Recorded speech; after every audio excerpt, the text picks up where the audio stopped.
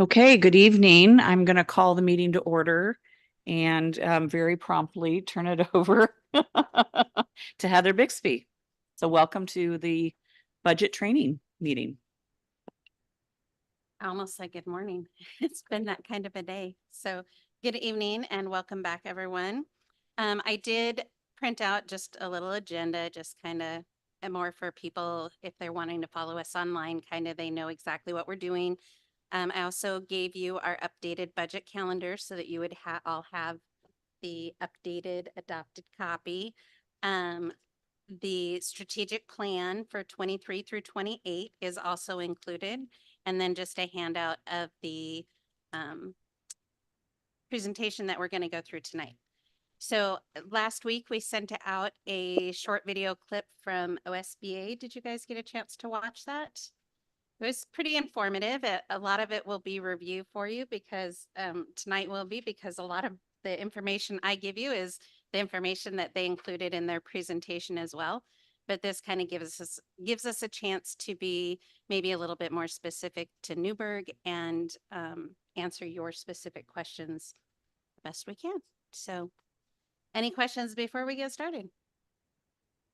Do we want to introduce people? Yeah, I think we should Okay. do an introduction, but also a reminder, because this is what I learned when we met this last week, that we're not talking specifics about a budget. This is just a training about how to look at the budget and understand what goes through the budget process, if that's Yes. correct. Okay. Yep, that is correct. We will not be discussing the actual budget numbers, the actual budget document, any programs, anything like that. This is just a training on your roles and responsibilities and kind of how to read an account code in school finance. So a refresher for most of you who've been here before. So maybe we could start over in the corner with Beth and we can go around. And it would be great for the budget committee for us to know how long you've been on the budget committee. If you could remember. Ish, decades works. Okay. My name is Beth Stats. I'm a budget committee member from Zone 1. I've been on the committee since probably 2011, 2010, somewhere in there. So a while.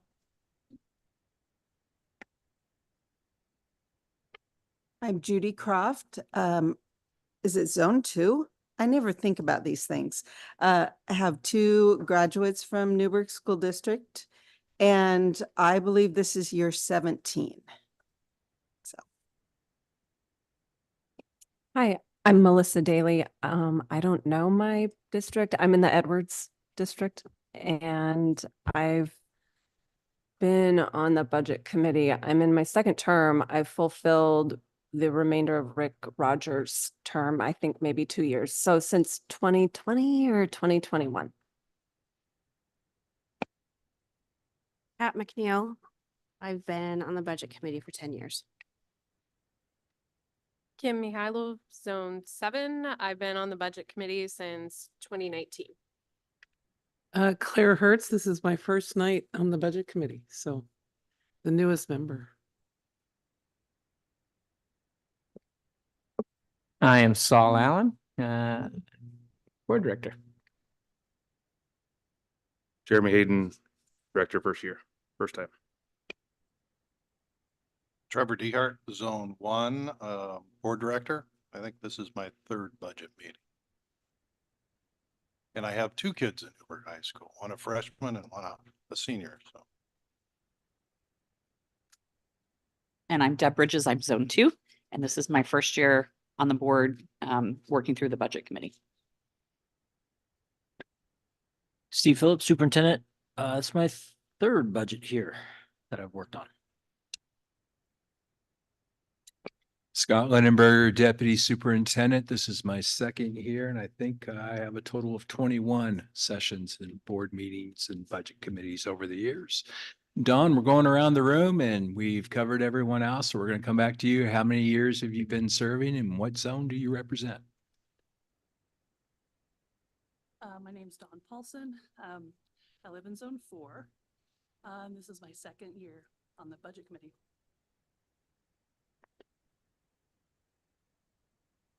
Perfect. For those of you that don't know me, I'm Heather Bixby. I'm the Director of Finance here at Newburgh. This is my second year with Newburgh, and my 13th or 14th year in school finance. So I'm happy to have all of you here. Okay, so we'll just get started.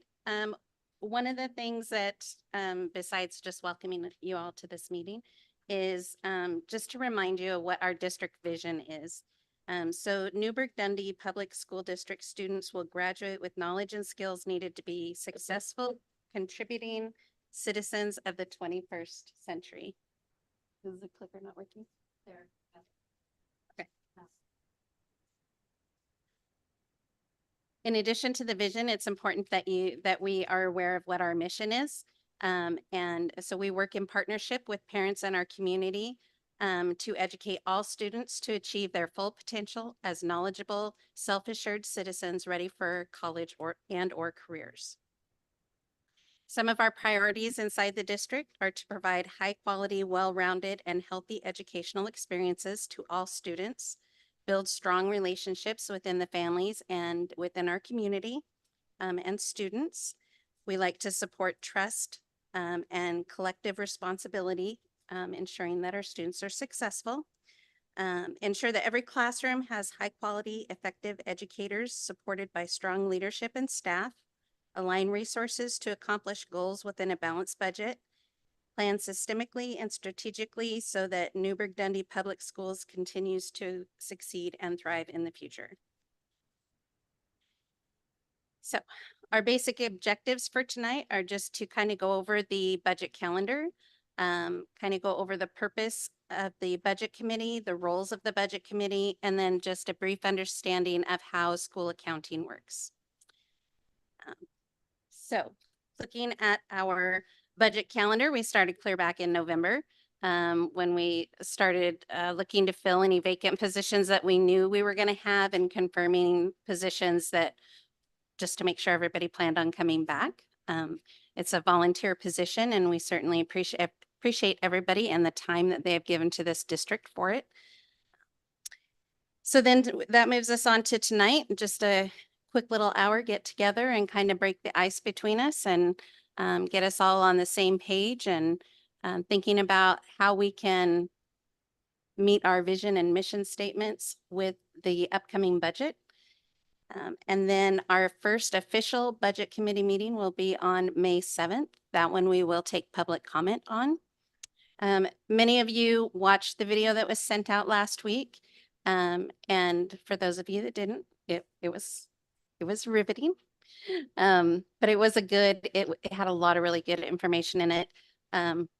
One of the things I learned last year when I came here was that Newburgh wasn't really sure you could do one budget committee meeting and be done. And I came from districts where if you had more than one budget committee, you must have been doing something wrong. So that was an adjustment for me. So we've scheduled 3 meetings. If we need them all, great. If we don't need them all, that's great too.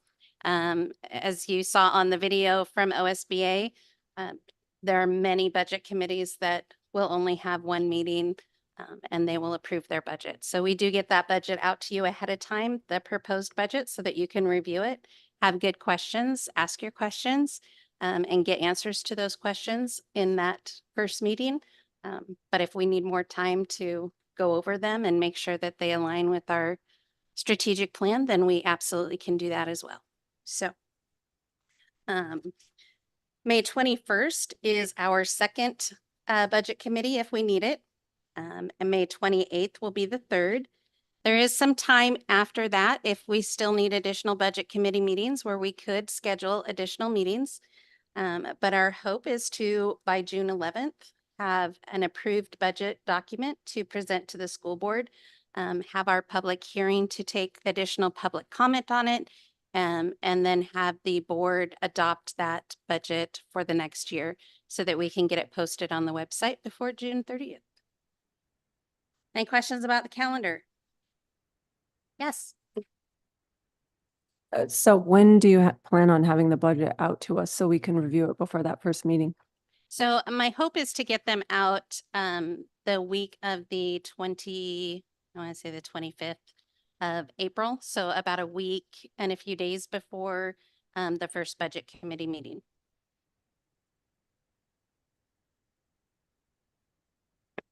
So this is just more from, I've done this a lot and everybody does it differently. Uh-huh.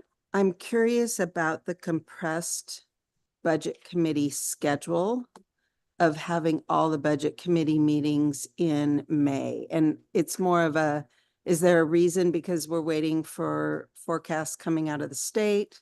Only because going way back, it used to be spread out a little bit more, not compressed at the end of the school year. A lot of places do this just because it is easier for projections. It's easier to get closer to what you think your beginning fund balance is going to be. It also kind of gives you a little bit of a better understanding maybe where your registration is going for the next year as far as student enrollment. The problem with projecting too far in advance is that if we started in March, the numbers that we present to you in March are not going to be relevant by the time they get to you in May, or they have the potential not to be because they're a best guess. And so if we can get closer to the end of the year, then I feel like I can give you better numbers on where we should end up and what we should have going forward. You're welcome. Any other questions about the calendar? Okay.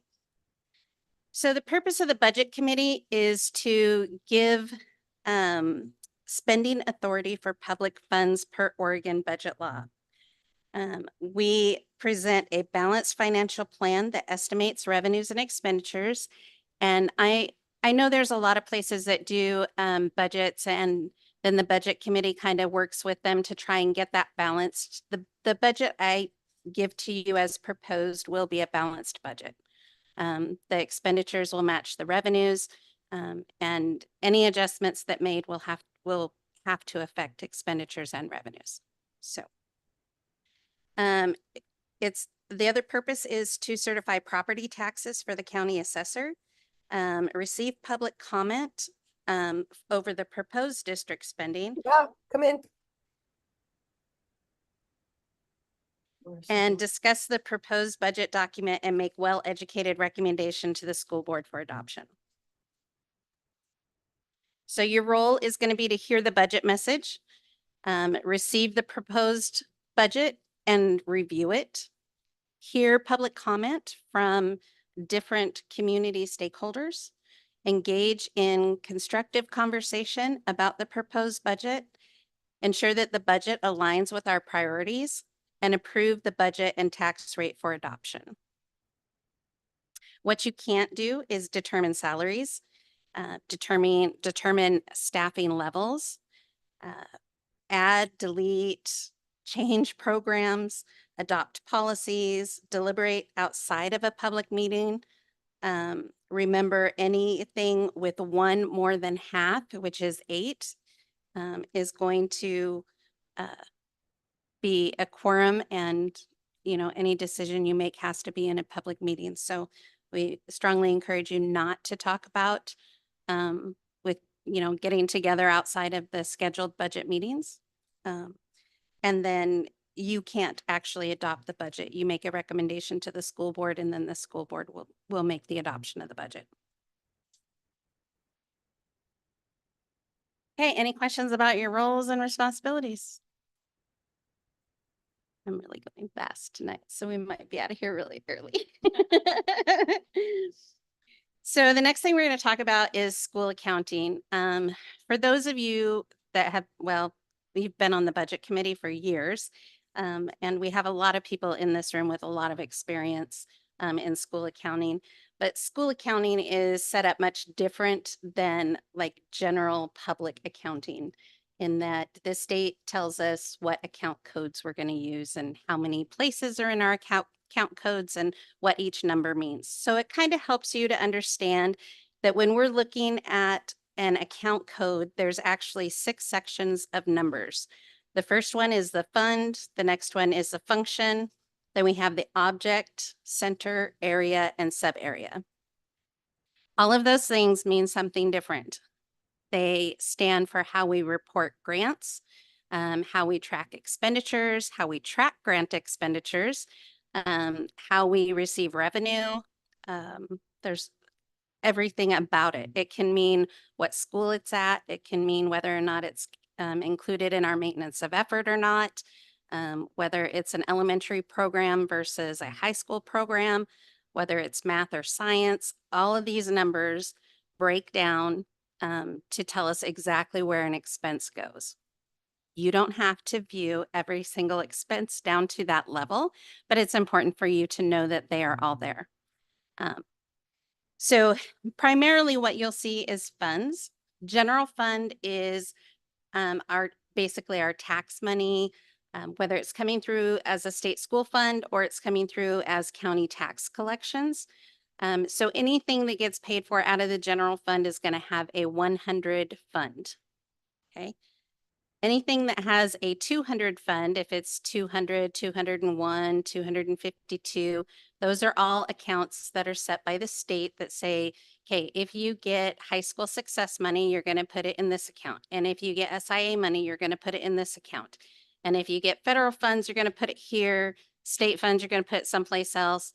And the state tells us exactly how to break down that fund. 300 funds are our debt service. So we currently have a bond that we're just finishing up, and all of the payments for that bond come out of a debt service account. They're reported and tracked differently when we do our annual audit. And so we keep those account codes separate from the rest of them. And then you have the capital outlay, which are capital projects, all these new buildings and playgrounds and all these things that we've added with the bond. All the expenses for the actual items comes out of a capital expense fund. Okay. Then we have functions. Functions are based on operations. So if you look at the second set of digits in an account code, and they start with a 1, so like 1,111, that means that it's direct instruction. So anything that starts with 1,000 is directly affecting the students themselves, okay, in the classroom, providing education to the kids. If they start with a 2, like anything in the 2,000 range, it's a support service.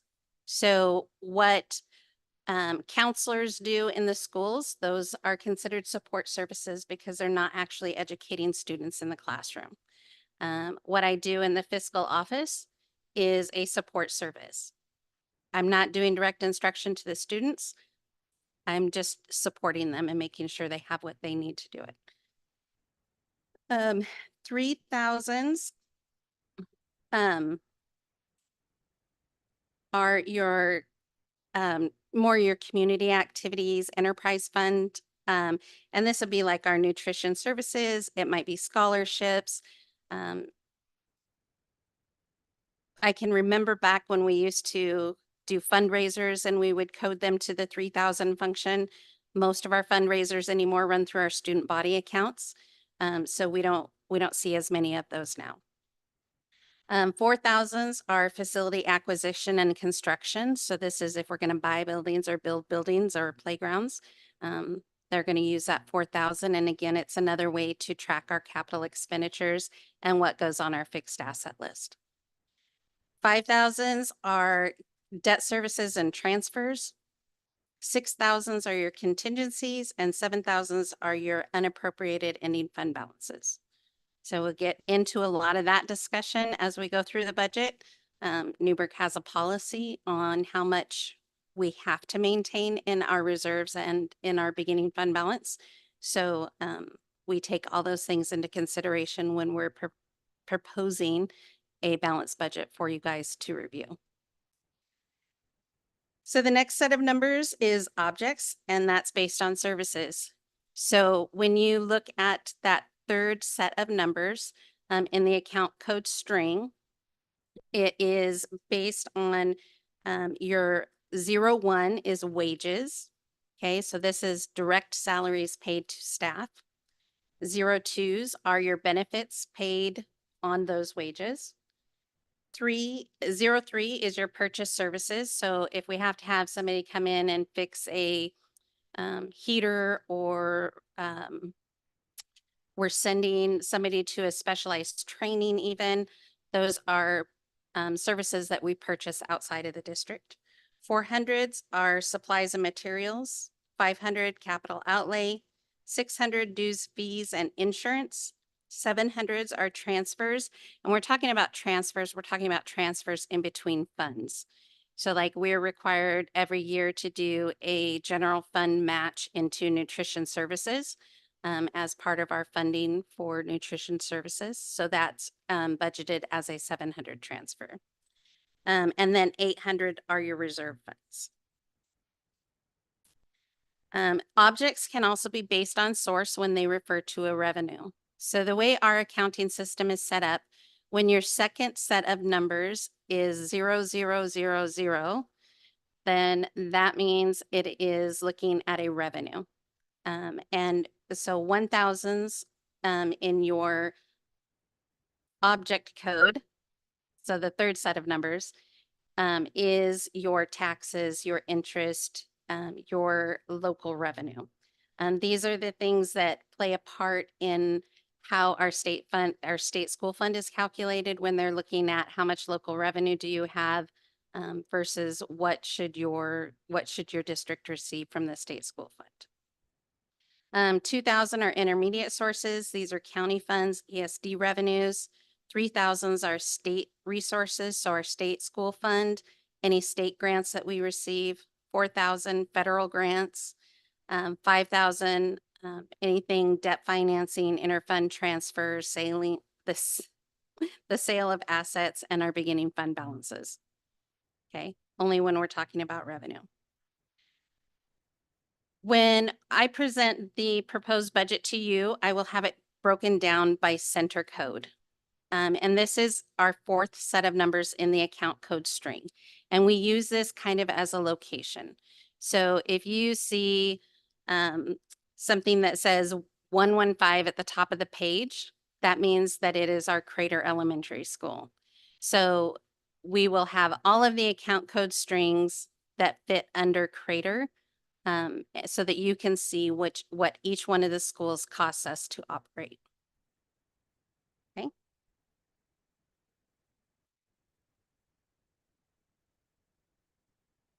The fifth set of numbers is the area of responsibility, and you won't see this in the budget, but I will have a breakdown of it. So this will show you how much we have set aside in math, how much we have set aside for PE, how much is elementary education, how much is maintenance of effort.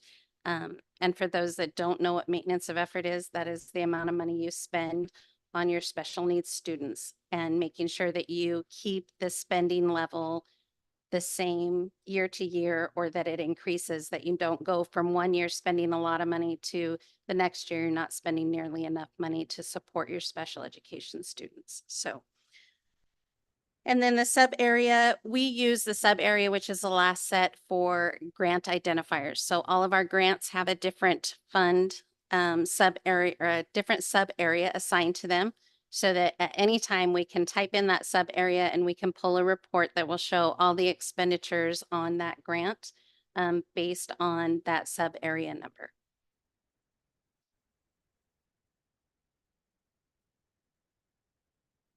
Anybody have questions about the account code? I know it's a lot of information, and we'll go over it again when you actually have the budget document in front of you and can see it, and I'll help you find those numbers and what you're looking at.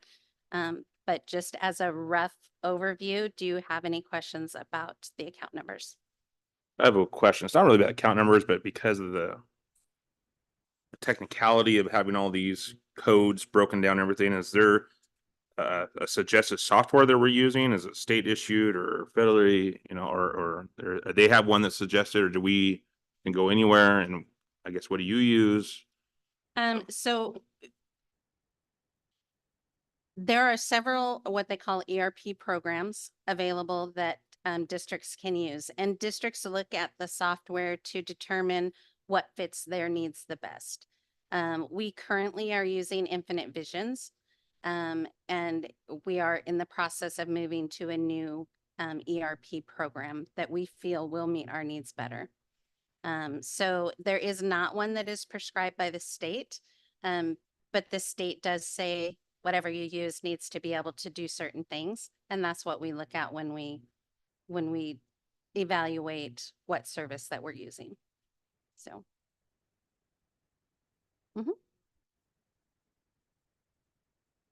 No other questions? Okay. So the state school fund is based on statewide costs to provide services to students based on multiple factors. Okay, this could be our teaching experience that we report every year. It could be students with disabilities, students who have parental status. It could be your location. It could be the size of your school. So every school in Oregon gets kind of a rating based on all of these factors, and that helps determine what your state school fund is going to be. So the first thing that they generally look at is your ADMW. So when we talk about the number of students in Newburgh School District, we often get one number. So maybe we're at 4,150 right now, 4,150. But when we look at our ADMW, we actually may be closer to 5,000. And the reason for that is because of our kids with special needs take more money to fund programs for. Kids who are parents and need extra assistance to be able to continue to stay in school, whether it's helping with childcare, providing childcare for them, whatever it is that they need, it costs more money to provide the same education to those students. So what they do is they weight our enrollment based on the student needs. So if they're on an IEP, if they're a parent, if they live in poverty, if they're part of the foster system, if they're a remote elementary school, if they're a small high school, and then if they have postgraduate scholars. So this slide kind of shows you how those numbers break down for Newburgh in the current year. Just to kind of give you an idea, when we're talking ADMW, we're not necessarily talking about the number of children in seats. We're talking about if we weighted our kids to see what the equivalent would be of kids in our seats to provide the same education, what the cost would be. Okay.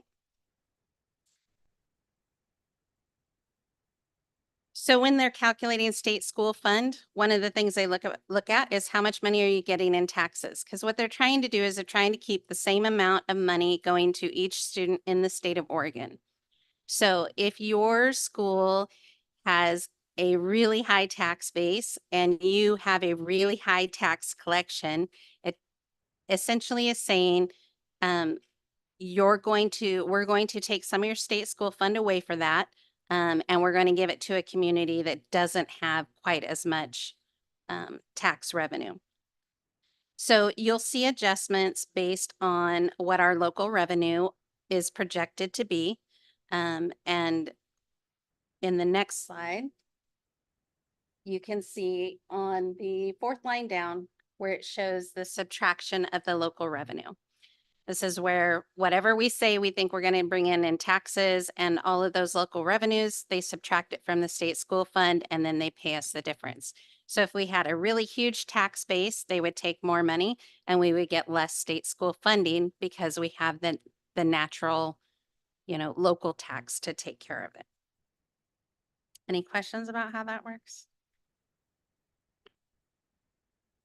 Do you see that? I mean, historically, have we seen that fluctuate much?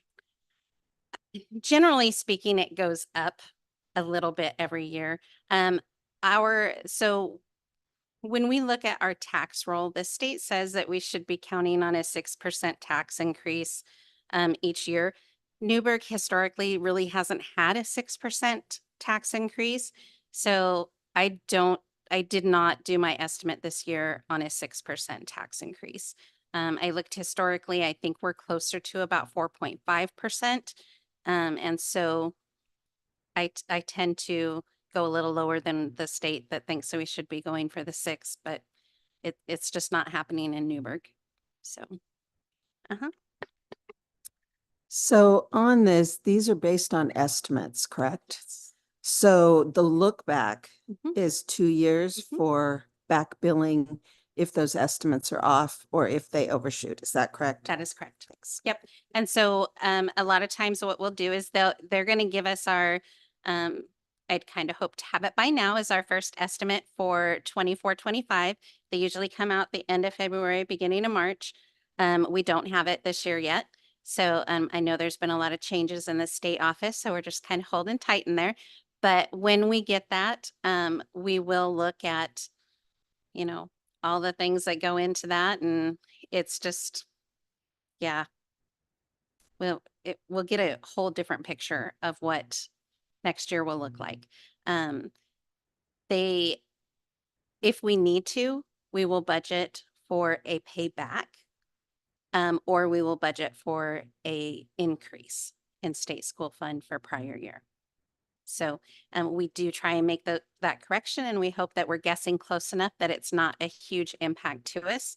But it can happen. And the worst part about it is it's not just Newburgh that affects those numbers. It's every district in the state.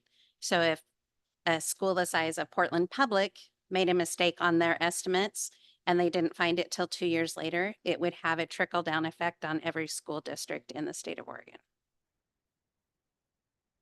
Okay. Other questions? Okay.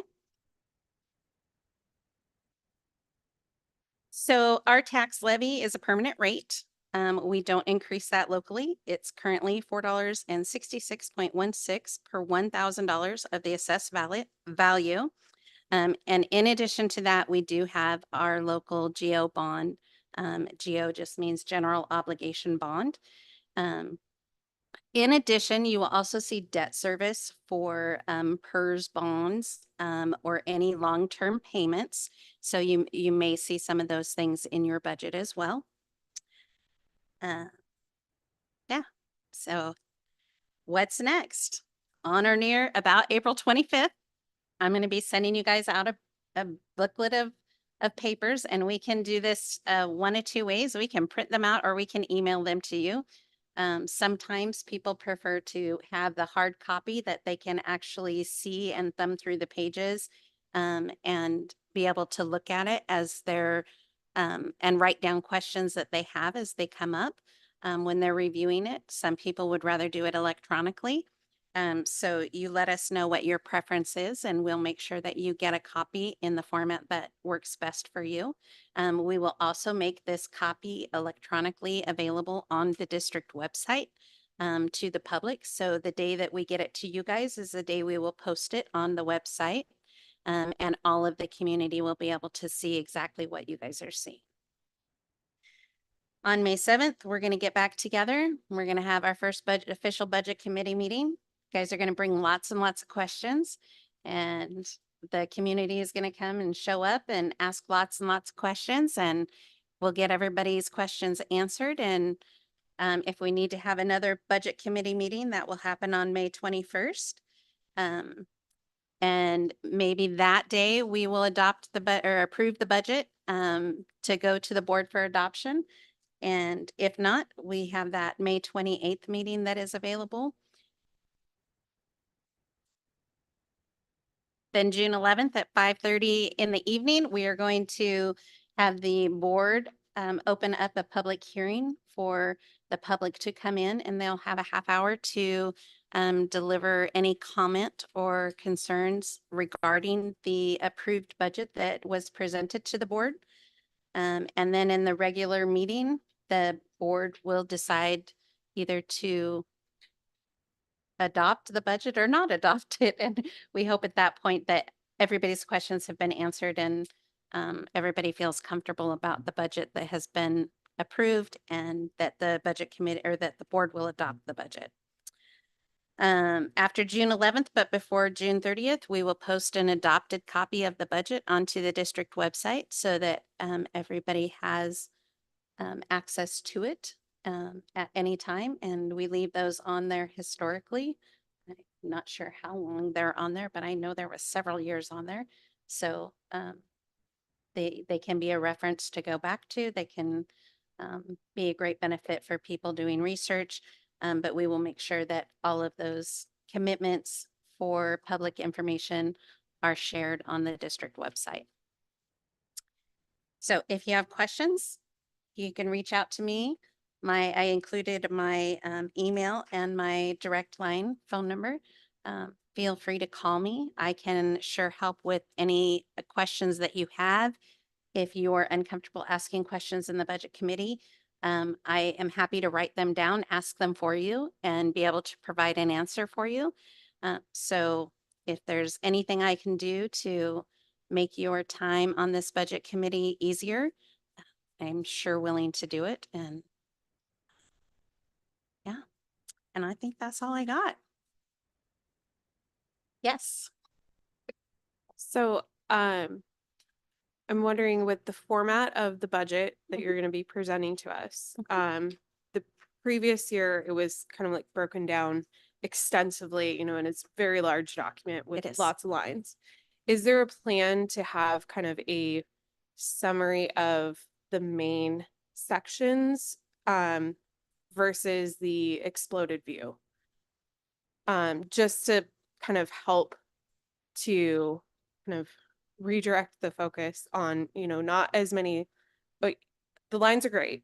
Like, don't get me wrong. I enjoyed the lines, but, you know, there's major bullet points in there. Are you going to have a summary of those major bullet points?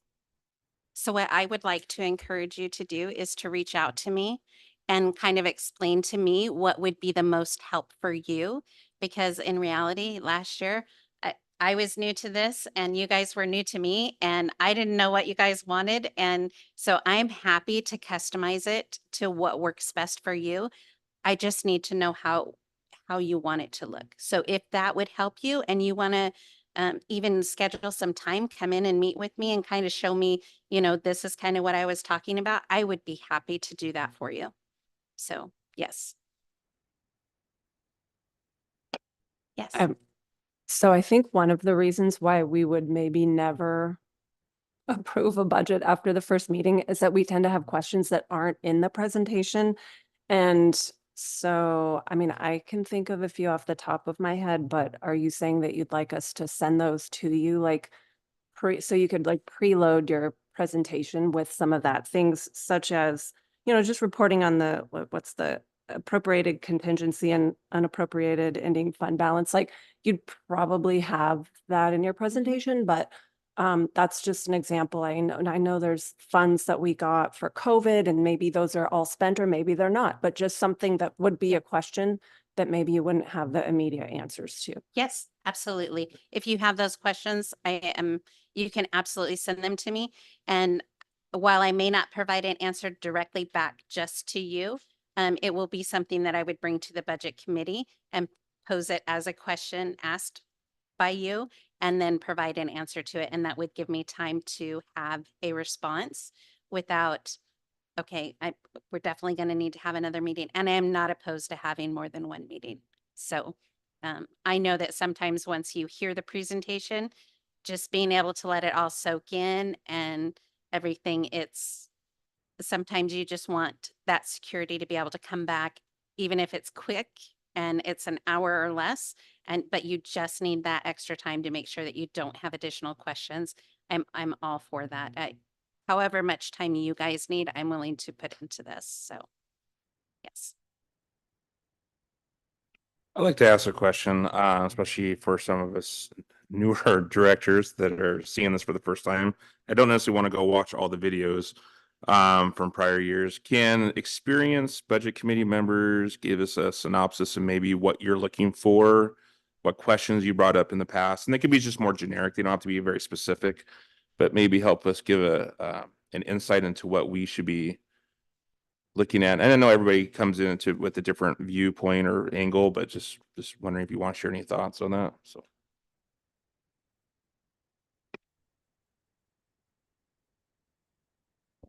I find it helpful when we have the budget, when I have the budget in front of me and I can look at current year versus the prior years, you know, and what has been spent and why there are recommended changes, just off the top of my head. And then like, I would probably, you know, look at when my daughter was in elementary school, like look at our school and maybe talk to the principal of that school. But although when there have been budget processes that were directly involving the principals, then I felt a little bit better about those budgets to not really dig in, but maybe say like, what are you missing? And, you know, what's going great? Or I don't know, just off the top of my head. So I approach it from a couple different views when I'm in this role, thinking through what are the big challenges facing the district and how have those been addressed in the budget? Are we really holding true to what we say we're going to do and what we're telling the community? And does the budget support it? So it's really the alignment. And I think if I go back all 17 years, the toughest years were when there wasn't an alignment because the money just wasn't there. And those are the really tough conversations to have. And as a member of the budget committee, we can't impact how the money's going to be spent, but we can get into some really great conversations about, are we really doing justice to those things that we don't have a lot of control over? You know, all across the state, districts are seeing fewer students. So we can't control that. We aren't going to just go manufacture kids and drag them into the schools, but we can talk about how that impacts the budget and then how that impacts the strategic programs that you have in place. So from my perspective, just really having a clear focus on what are we doing and does the budget support it? And when there are gaps, are we open and honest about them and having really good, candid conversations about what those gaps are? Because sometimes they can't be filled and you have to make really tough decisions. And we just need to be able to all walk away knowing we did the best with what we had and everything aligns. And there are a million lines of data. And sometimes we get down into the weeds because it doesn't make sense. And so, you know, we asked a lot of questions last year because every single time we have changes in staff, there's a new approach to it. And that doesn't mean it's bad. It just means we have to reorient. So knowing that we're supporting what the end goal is, that's how I can walk away from it and say, my time was well spent, because money doesn't grow on trees as much as we'd like to think it does. So.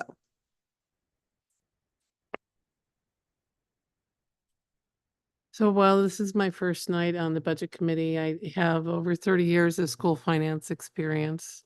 So I have, I actually used to be Heather Bixby in Newburgh School District, and I was here for 11 years, but it's been quite some time since I've been in that role. So when I look at your phone number up there, it's the same number that I had, you know, a long time ago. So, so the things that I look for in a budget is, how are we supporting the kids? Looking at the strategic plan and how are the dollars supporting it? That's the most critical piece when we're looking at our very lofty goals. I noticed 90% in all areas. Probably not going to happen overnight. So but it's a long term vision for the district. And how are we supporting that growth, that student growth in their learning and their abilities? I would look at our audited financial statement and compare that to the budget document to see how they line up together. They're never going to be exact because there's a time difference between them, but I just would look at to see how does that make sense? Does it make sense when you go from one to the next and to the next? Especially looking at fund balance. So you have an audited fund balance, and then you're projecting a beginning fund balance for the next year. And you have your current financial reports that are going to the board in the current year. Is that fund balance, is it pretty consistent, or are there questions about what's happening with that fund balance? Because that is a financial health. It's of the organization is demonstrated through that fund balance. And then the comparison to prior years, always interested to see where the shifts are happening. And especially, are those shifts in support of the strategic plan? So those are just some thoughts that come to me off the top of my head. Thank you. Hey, Heather, can you just give a high level description of how you create the budget? Is it from kind of bottom up? How are you collaborating with administrators at each of the schools negotiating where there's tension between, say, the funds that they think they'll need and, you know, the funds that we're going to have. Yeah, so my process is I'm very much involved with all administrators, either at the school level or at the department level, to get an idea from them what their 5-year plan looks like. So what are their long-term goals? Where do they want to be? And then what do they need to get there? So every year they do a wants and needs list. And so they will make a list that they prioritize of if they absolutely have to have it, then it is a need. And I'm going to do everything I can to try and get it into the budget for them because they're telling me that's what they need to be successful in, you know, educating our kids. So I always look at the schools first. Other departments, sorry, come second. But there's a lot of support that has to happen between like technology and our schools. And, you know, the bulk of needs that are going to get met are going to be at the school level. But that may be through some of the needs at the department level getting met so that it's at the trickle down to the school level. So we always do a wants and needs. They tell me their long range and short range goals. They tell me if they have any staffing needs, inconsistencies, extra staff that they don't need, which there's not a lot of that. But and then we look at enrollment. So we start looking specifically at their staffing and what they have in each position in their building and in their department. And we look at what their enrollment is and what we project their enrollment to be. And is it adequate? Do we account for roll up? You know, if we have one school whose student enrollment is dropping rapidly and, you know, we have really small class sizes, but somewhere else we have really large classrooms because we don't have enough teachers. Maybe we need to look at moving some teachers around. So you may see a jump in costs in one school and a decrease in costs in the other school, but it would be supported by their enrollment numbers. So. Thank you. You're welcome. Will we end up seeing those wants and needs from the different departments? Will they have any kind of interaction with us through the process? Generally not, just usually because I've already taken those into account by the time I get the proposed budget out to you. So I work with each one of the administrators to make sure if I can't fulfill their needs, then, you know, we're going to have a conversation about, okay, what other options can we look at for getting this need met? Wants are nice and they're great to have and they make life a lot easier. But if I can't meet everybody's needs, then, you know, the wants aren't going to make it into the budget. So it's not really an effective time for you to see them. By the time you have the proposed budget, we've already built numbers against those, but I could sure include a, you know, some kind of printout that says, you know, the principal at this school listed this as his needs. And that's reflected in this budget. You know, I'm happy to provide you that information after the fact. Just know that it's already been worked into the budget at that point. Thank you. Yes. Any early indicators of the budget forecast that you've had from the state? Well, we are in the second year of the biennium. So we do know that it's going to, you know, be slightly elevated from last year because it's on a 49-51 split. So we're going to be in the 51 year. So I do know that there was some pretty big adjustments made with some schools over prior numbers. So I'm really interested to see where that first forecasted estimate comes in at. And like I said, hopefully we get that soon. Thank you. So I would say that across the state, there's been enrollment decline And the enrollment has not been brought down on the state school fund. It's probably a concern for the next biennium, what the state will do with that. But it is certainly, it has increased the dollars per student over the since the pandemic. And I do know, and Scott was just mentioning too, that the student enrollment, they anticipate it to continue to decline. So like on a 10-year projection, it's still declining. So it will be interesting, but it is also way more expensive to educate children right now than it has been at any other time. Their needs are just so out there because, and I don't know if it's pandemic related, and having those kids trying the online learning, but the need and the needs that the kids have are so diverse right now, and there's so many of them with special needs that we're just, it's gonna be a struggle for everybody to try and meet all the needs of the students. Is the declining enrollment, that is across the country, however, right? It's not just here. Yeah. Okay, thank you. Mhm. I'd like to make one comment. First of all, thank you all for being here and sacrificing some evenings for the district. We want good questions. We want a lot of questions. I would ask you if you want them answered on May 7th, get them to Heather early. Because if you get them to her the night of, she might not have the answer. And so, yeah, if you have some good questions for her and you know, if you get the budget by the 25th, you'll have about 2 weeks.